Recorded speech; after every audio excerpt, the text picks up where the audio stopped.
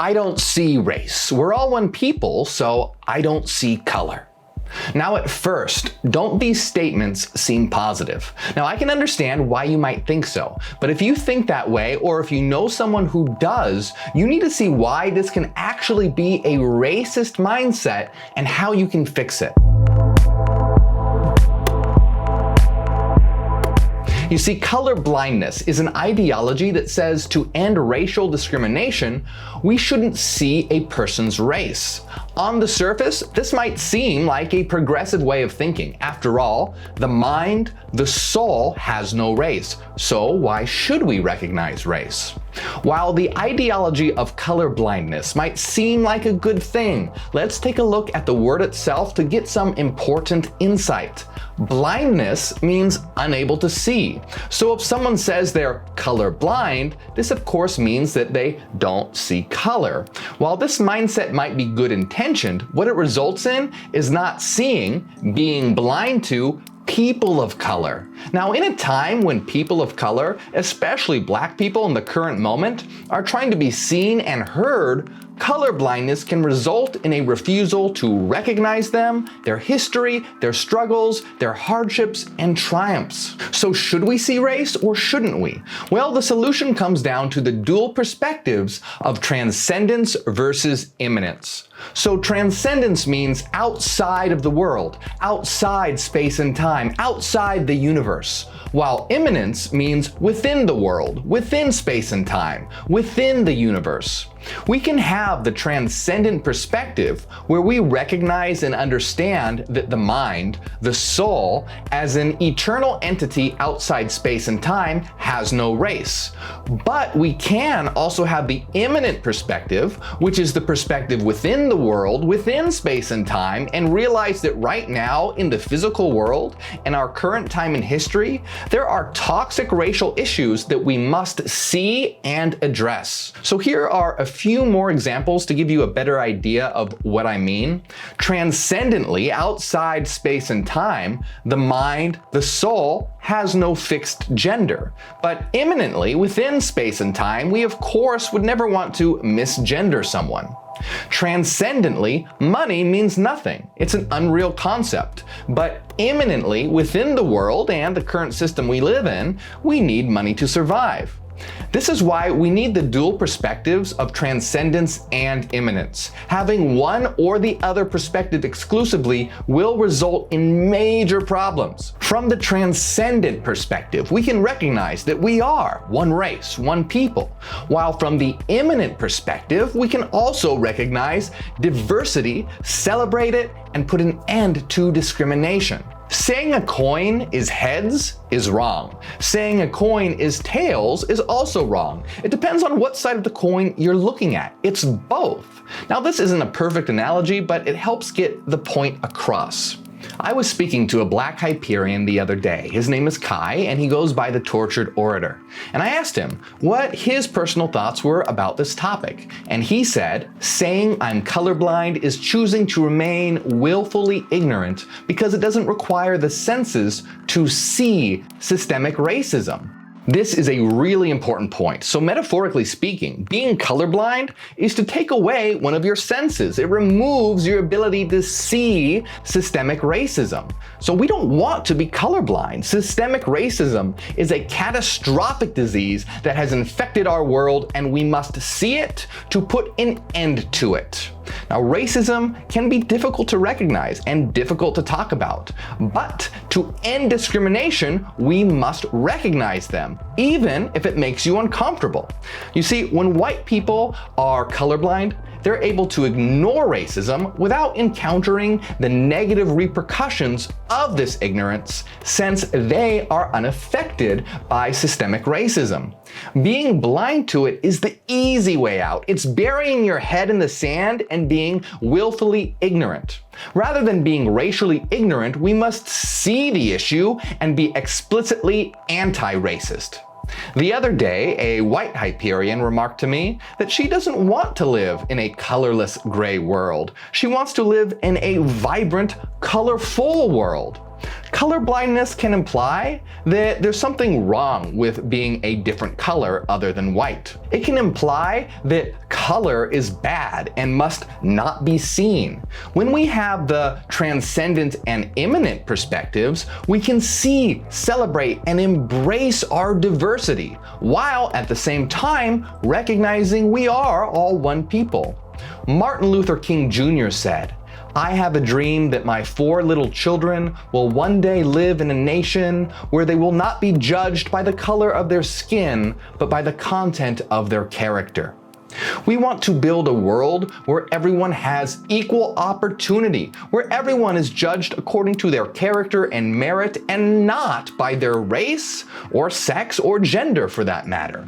But we don't have that world now. Unfortunately, people are judged and discriminated against by the color of their skin. James Baldwin said, "Not everything that is faced can be changed, but nothing can be changed until it is faced." Colorblindness is a refusal to face systemic racism. It's a willingness to be blind. It contributes to the perception that discussing racism is taboo.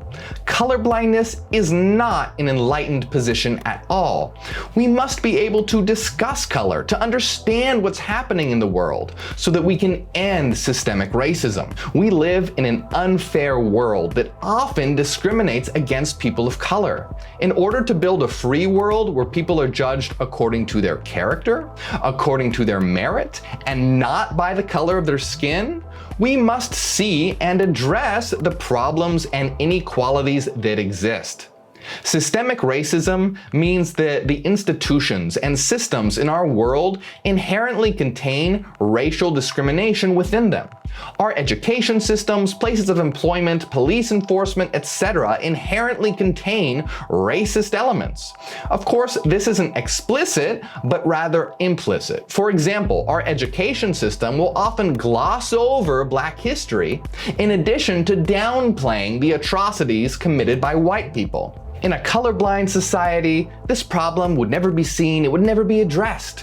But by actively seeing this problem and recognizing it, we can change the system by including Black history and acknowledging genocidal atrocities committed by white people in the past.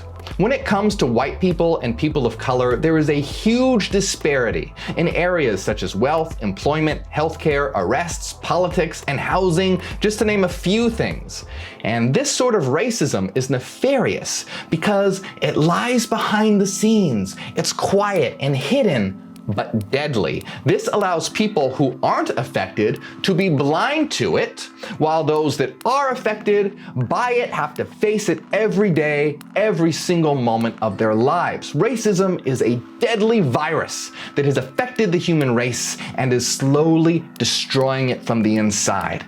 Now, a virus will never go away by just ignoring it. A virus must be recognized and destroyed. The answer to systemic racism is not colorblindness.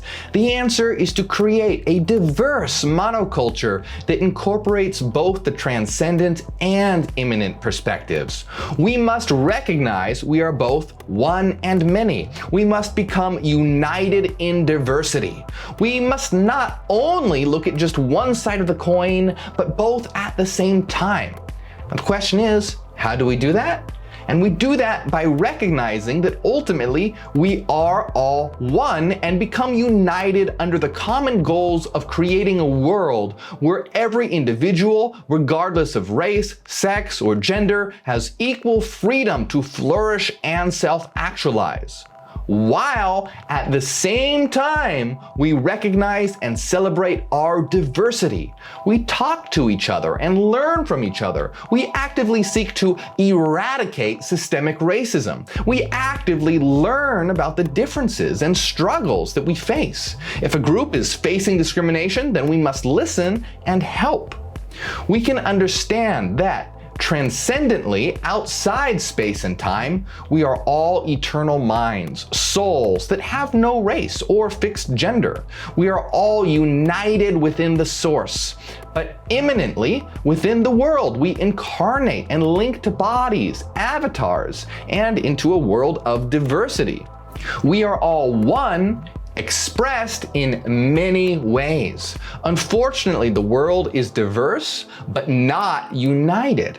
When the world is diverse but not united, it leads to racism and all forms of discrimination, such as sexism and homophobia.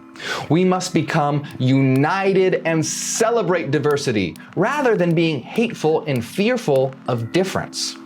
If we only have the transcendent perspective and that's it, which many privileged spiritualists tend to have, then we become colorblind and we don't see the injustices in the world, and therefore could never destroy systemic racism. A toxic system of false enlightenment, fake enlightenment, that only sees the transcendent perspective leads to colorblindness. They've lost touch with the world and the problems that we face today. If, on the other hand, we only have the imminent perspective and that's it, then we won't understand that we are all truly united, and this can lead to fear and hatred of the other. A healthy, rational spiritual system sees and incorporates both the transcendent and imminent perspective. It's not about one perspective or the other perspective, it's about both. We must have unity in diversity. The world has been fractured for so long. Being different is not something that people should be killed over. How stupid is that? How backwards, how disgusting, how insane. It should be looked at as an exciting opportunity to learn about one another. What a boring world we would have if everyone was exactly the same. Isn't it about time that we end all of this war, this hatred, this bloodshed? Isn't it time for us to truly become united under the common goal of creating a world of equal opportunity for all? And that can only happen by recognizing systemic racism and putting an end to it. Becoming aware of systemic racism is critical for white people to understand and recognize, since they are unaffected by it, but have also been the cause of much of the injustice and disparity that infects our world today. We must be ready to listen and to learn. It's usually white people that don't understand these concepts because, well, they've become blind to it. So that's why I'm using my platform in an attempt to get them to listen. Now, if you're someone that's fallen for the ideology of colorblindness, I'm not here to berate you. I'm just saying change. That's all. This is a time for all of us to be learning, listening, and changing with the goal of creating a better world. Racism is one of the most toxic and irrational ideas ever conceived, and it must be utterly obliterated. Colorblindness, while it might seem like a good idea at face value, ultimately contributes to racism. Just like all lives matter might seem like a good idea on the surface, but is actually racist when it's used during a time when we're trying to show that there is an inequality and that Black lives matter. I've had a lot of people tell me that I shouldn't talk about things like this, and I should only discuss consciousness and the nature of reality. Well, those people can fuck off. People that don't think that these issues are important are exactly why we have such a shit world today. They are part of the problem, and they don't know the first thing about reaching a higher level of consciousness. So, tell me your thoughts. Let me know what you think in the comments, and if you've had any perspective shifts or ideas on how to create a better world, let me know in the comments. Also, if this is all new to you and you're still a bit confused, watch my video on Black Lives Matter versus All Lives Matter. We are here to create a new world. So join our war of the mind by subscribing now, and if you enjoy my work, consider supporting on Patreon and you'll get access to our secret live streams. A big shout out to all my supporters. My name is Morgue, and I am Hyperion. Ad Astra, to the stars.